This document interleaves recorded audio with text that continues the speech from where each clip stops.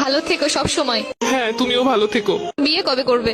জানি না আদৌ কপালে বিয়ে শাদী আছে কিনা। তোমার বউকে বলে দিও আমি যেই হাত ধরেছি ওই হাত যেন না ধরে। তোমার জামাইকেও বলে দিও আমি যে গালে কিস করছি ওই গালে যেন আর কিস না করে। আমরা যে জায়গায় দুজন মিলে ঘুরছি তুমি তোমার বউকে নিয়ে ভুলেও সেই জায়গায় আর যাবা না। বউয়ের মন রাখতে মাঝে মাঝে যেতেও হতে পারে। তুই নেই মাত্র কইলে তুই আর বিয়ে করবি না। এটা তো তোমার কথায় কথায় বললাম। তোর স্বভাব আমি ভালো করে জানি। আমি তো তোর কথা উনানে লেগে কইতেছিলাম। ছেড়েই তো চলে যাচ্ছ, তাহলে আবার এইগুলো কেন বলতেছো? ঠিকই তো বলছো, আমি কেন এগুলো বলতেছি এখন? আমাকে ছেড়ে খুব ভালো থাকবে তাই না? ভালো তো থাকতাম, কিন্তু এই 2-3 বছরে তো হাজার হাজার টাকা খরচ হয়ে গেছে আমার। ঘুরতে গেলে গাড়ি ভাড়া তো আসি, ফুচকা খাওয়ানো, চটপটি খাওয়ানো, আইসক্রিম খাওয়ানো, এইগুলোর পিছনে যত টাকা গেছে আমার। কষ্ট পেও না, যখন জামাই হবে টাকা পয়সা হলে তোমাকে সব শোধ করে দিব।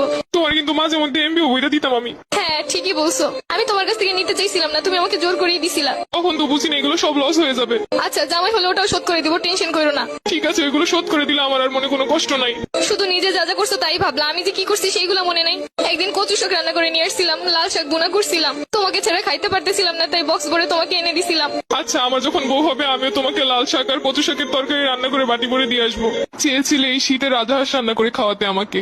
ইচ্ছে তো ছিল কত কিছুই, কিন্তু হলো কই? সবই তো ঠিক ছিল, শুধুমাত্র একটা স্বপ্ন দেখে এভাবে চলে গেলে। আর আমার এই শীতে রাজহাঁস খাওয়া হলো না। শুধু কি স্বপ্নই? তুমি যে একটা মেয়ের দিকে তাকাইছিলে 2 মিনিটের জন্য, সম্পর্কে শুরুতেই বলছিলাম কোনো মেয়ের দিকে ভুলেও তাকাবা না। তুমি শুধু তাকানোটাই দেখলে, কিসের জন্য তাকাইছি সেটা তো একবারও জানতে চাইলে না। ওই মেয়েটার অন্য গাড়িতে পেঁচে যাচ্ছিল, আমি মেয়েটাকে বাঁচানোর জন্য ওকে ইশারা করে বুঝাচ্ছিলাম।